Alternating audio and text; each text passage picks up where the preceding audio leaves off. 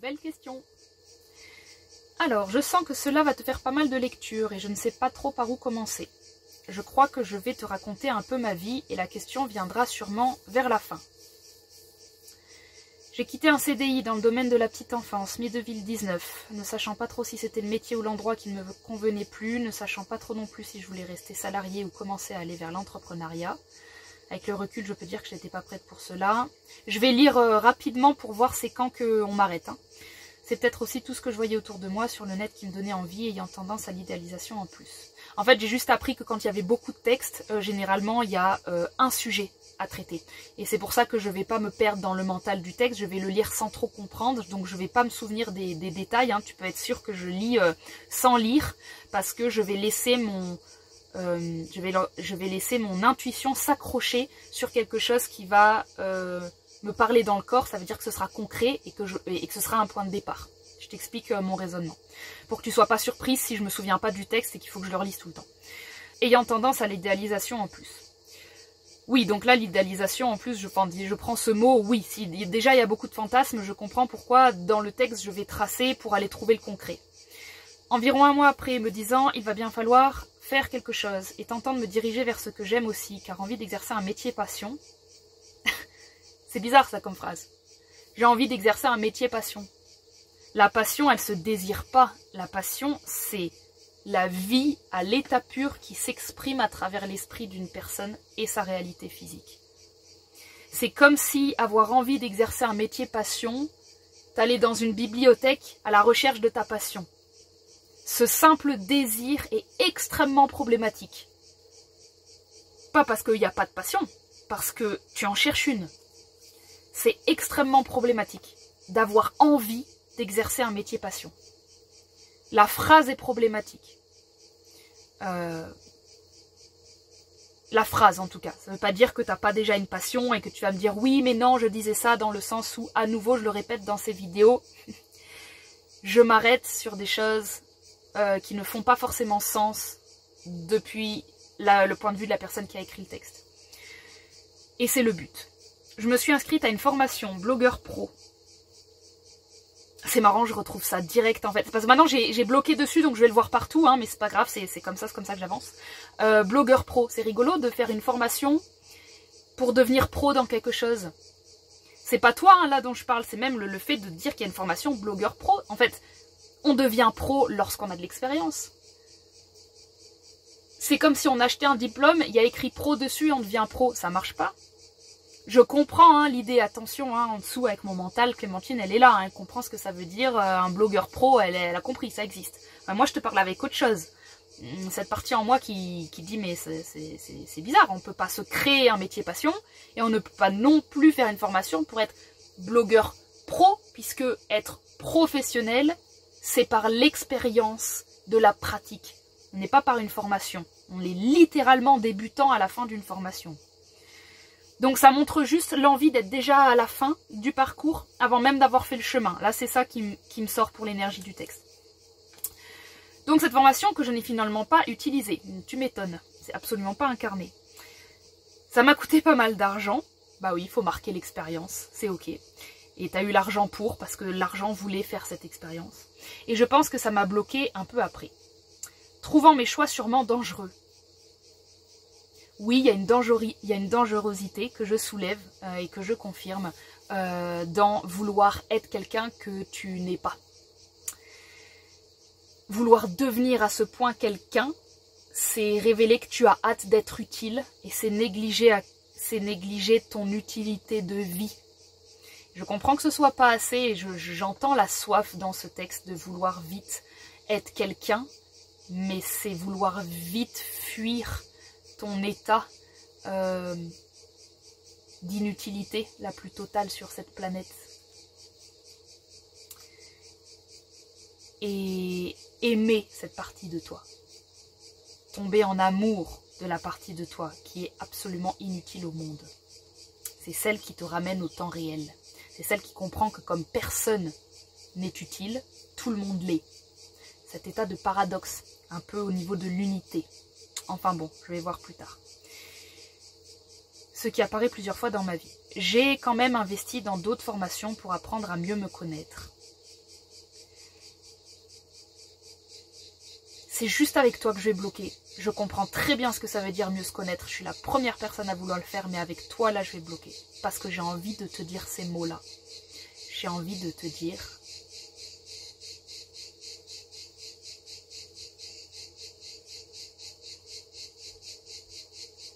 de rentrer en contact avec la personne qui te connaît déjà. Pourquoi mieux apprendre à te connaître? Pourquoi?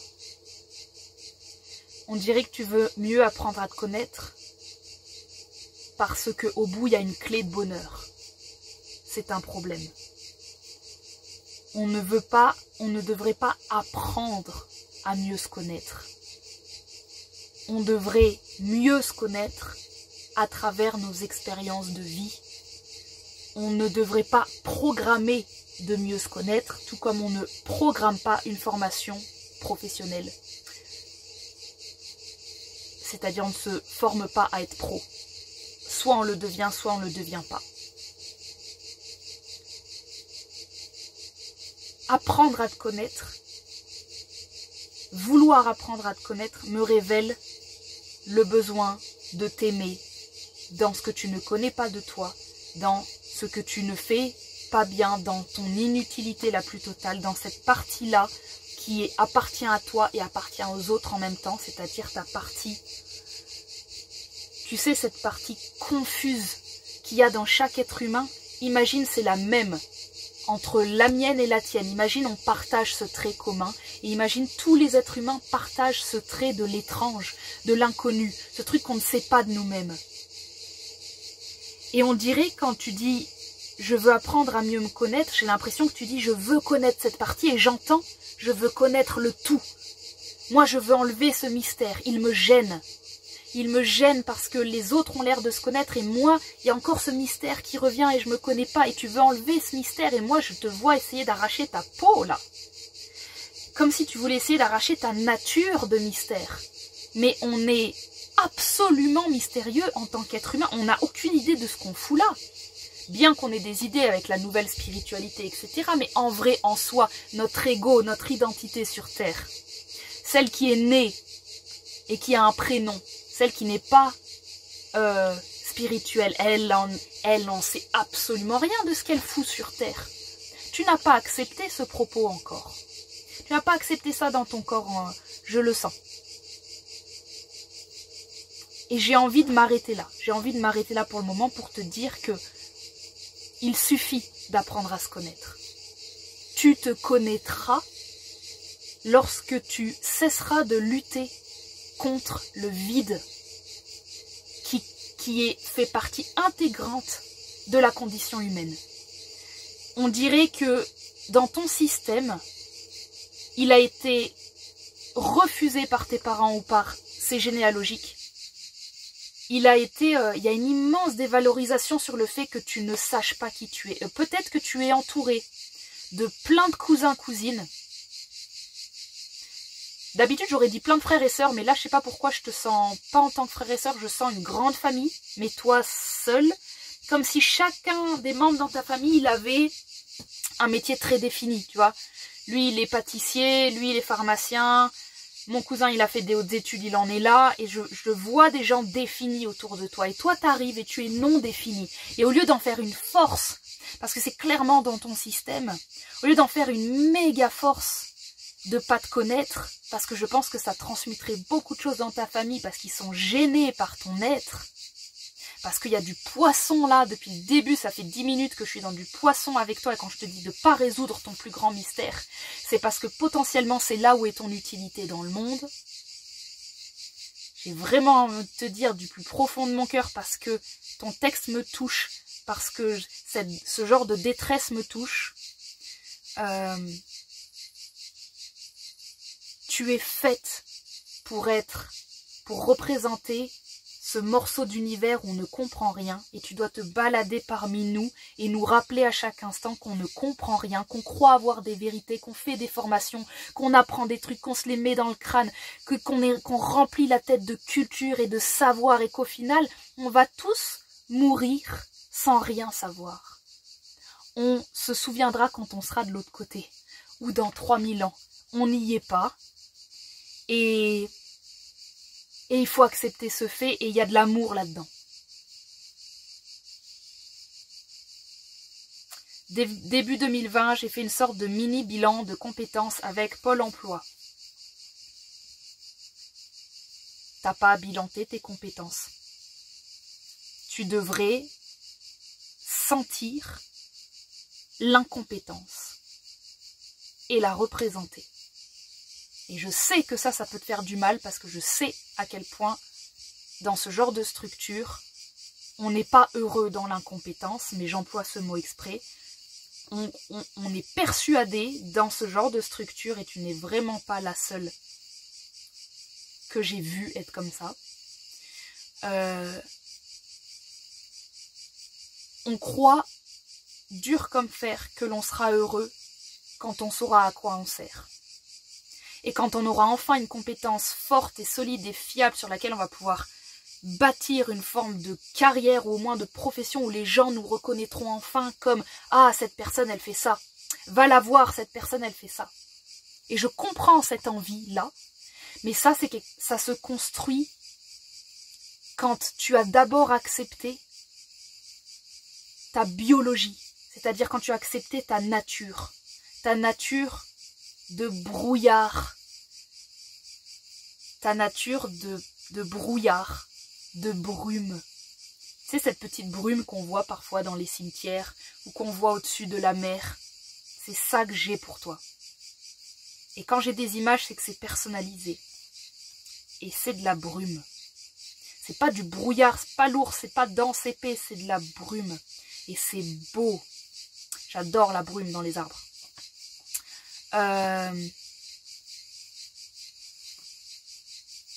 Ensuite, j'ai oscillé entre des remplacements dans ce même domaine. Désolée, je suis tellement dans l'énergie de poisson qu'à chaque mot, j'ai des images avec toi. Parce qu'à mon avis, c'est comme si, du coup, j'étais quasiment missionnée pour te faire sentir à quel point je sens le poisson et pour te dire de mon expérience que quand j'ai autant d'images quand je lis, c'est que la personne, elle est très intuitive. La personne, elle est très cerveau droit. Et je veux te le redonner comme une incroyable qualité pour être cerveau droit et pour que j'ai envie de te parler juste en image, c'est que ta structure profonde, c'est de l'image. Et j'ai l'impression que tu n'as fait que me parler d'un forcing sur le cerveau gauche. Les formations, les machins, c'est du cerveau gauche à bloc. Ton bonheur, il sera pas dans le cerveau gauche, il sera dans mettre le gauche au service du droit. Ça veut dire apprendre à naviguer dans les eaux troubles, apprendre à être un maître du flou. Quand tu deviendras un maître de ton flou, tu pourras aider celui des autres de manière floue, c'est-à-dire de manière médiumnique. Là, il y a quelque chose à laisser passer en termes de je comprends rien et j'y vais, je me laisse embarquer, tu vois. On arrive sur développer ta médiumnité.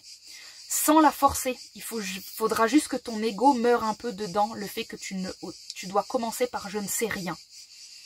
Et donc je m'étais arrêtée j'ai aussi entre des remplacements, parce que quand on a une énergie poisson et qu'on est de la brume, on n'a pas d'identité propre dans l'énergie.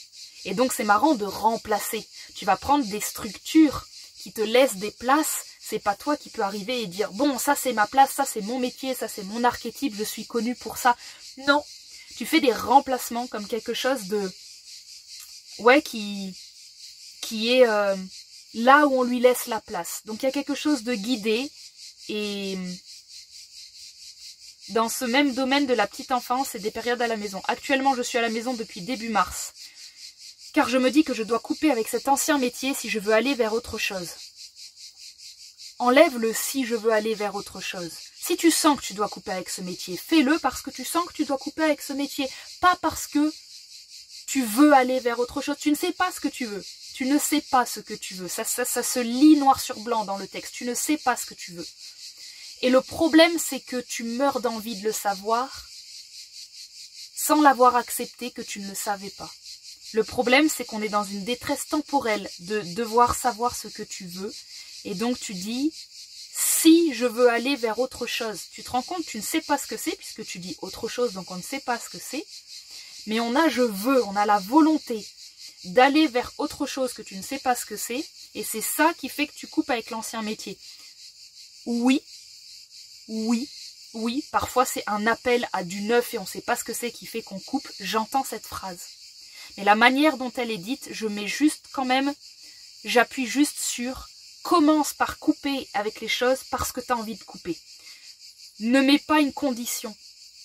Ça nous empêche le repos, ça nous empêche le jeu. Fracture cette première phrase pour me reposer, arriver dans le rien, cette brume où je me pose. Et ensuite, quand la brume se dissipe, l'avenir va être plus clair, je verrai plus clair ce que j'ai envie de faire. Si tu nous mets déjà j'ai envie de faire ça, et donc c'est pour ça que je coupe, j'ai que du brouillard, tu comprends? Et très franchement, j'en ai assez rapidement marre des journées dans ce travail. C'est vraiment la merde au niveau financier. Je suis toujours avec mon compagnon, mais je paye toujours la même part qu'avant. Je n'ai quasiment plus d'économies qui me servent à compléter ce que je reçois à chaque fin de mois. Malgré cela, j'ai beaucoup de mal à aller faire quelque chose. Je ne comprends pas pourquoi je n'arrive pas à postuler quelque part. Ça serait vraiment juste pour aller gagner de l'argent en ce moment. Ce qu'une partie de moi voit peut-être comme un échec d'ailleurs.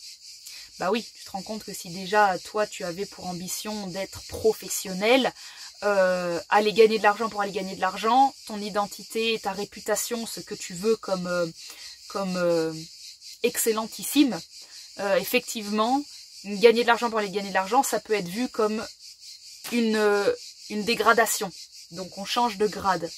Je vois mes nombreuses peurs d'être incompétente, de l'engagement, de l'inconnu, de m'ennuyer, de me trouver dans un endroit que je n'aime pas, comme si j'allais être prisonnière.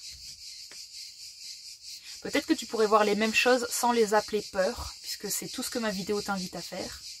Et si au lieu de te dévaloriser en disant « j'ai peur d'être incompétente, j'ai peur de l'engagement, j'ai peur de l'inconnu, j'ai peur de m'ennuyer », tu te disais «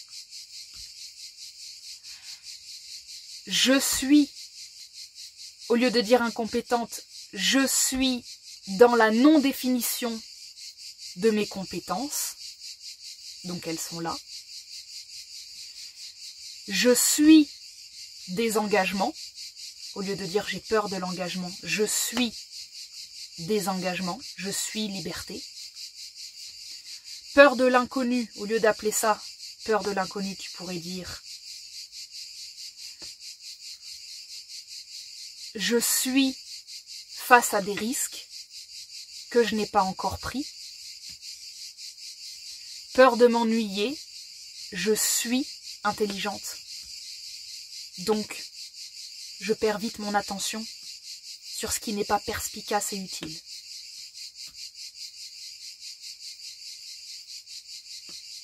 Il va falloir trouver une manière de te voir et de te percevoir qui est absolument dépolarisée de tout jugement et qui prend ta structure telle qu'elle est à chaque instant. Il va falloir vraiment, vraiment dépolariser tous tes désirs.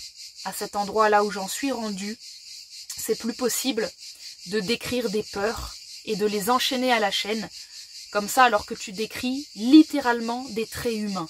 Tu peux pas t'approprier la misère du monde, faut la partager. Tu peux pas me dire j'ai ça en peur, t'as littéralement cité les blessures d'un être humain. Et tu peux pas dire ça c'est moi.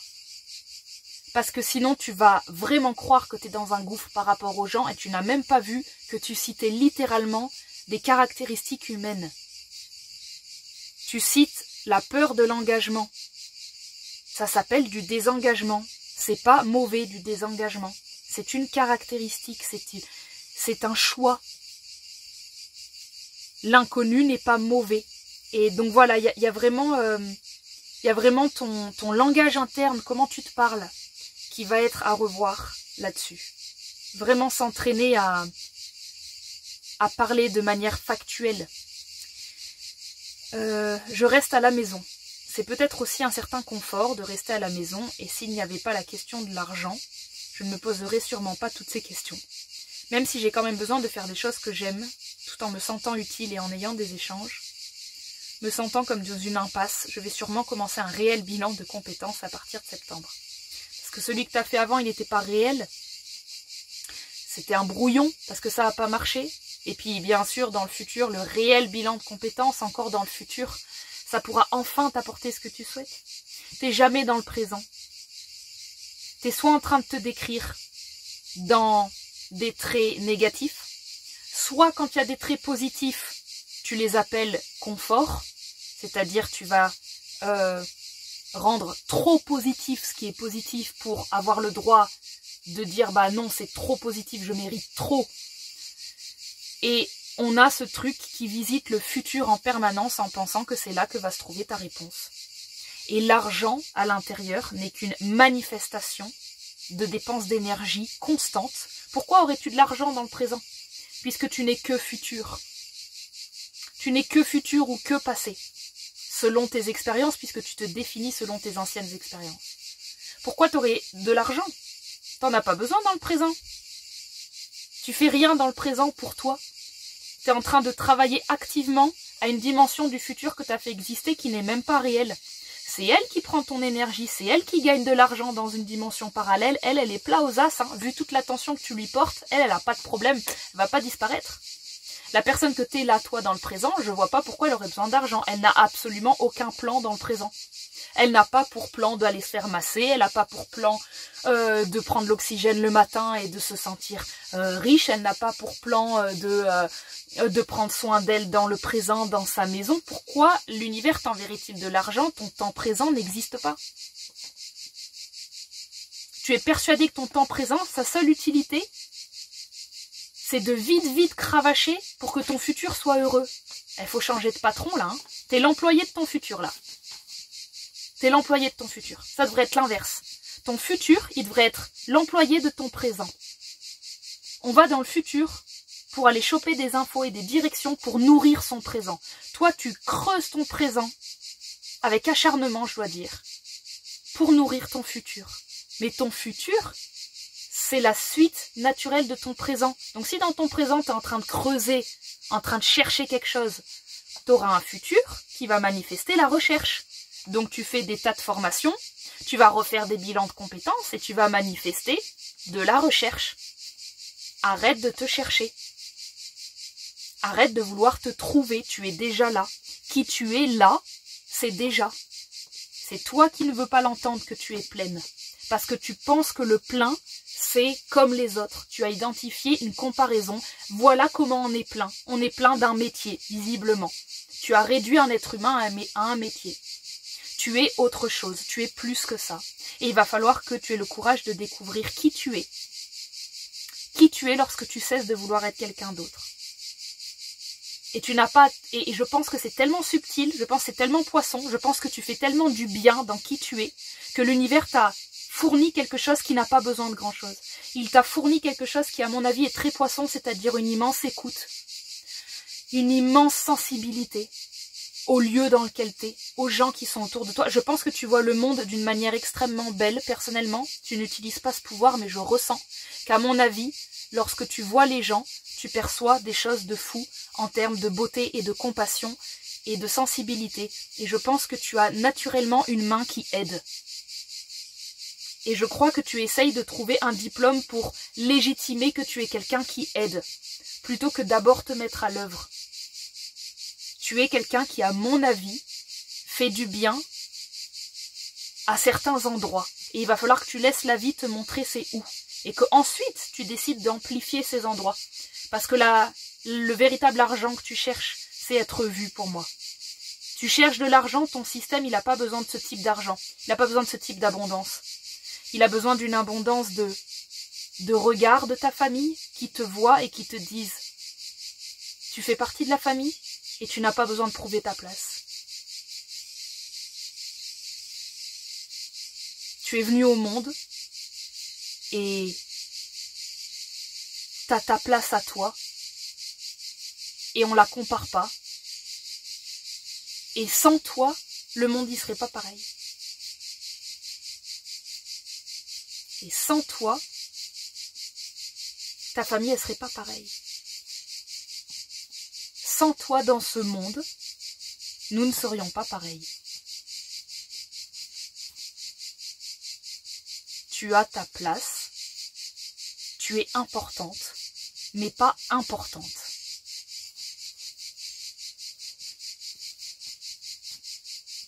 Arrête de prouver ton acte de naissance. Arrête.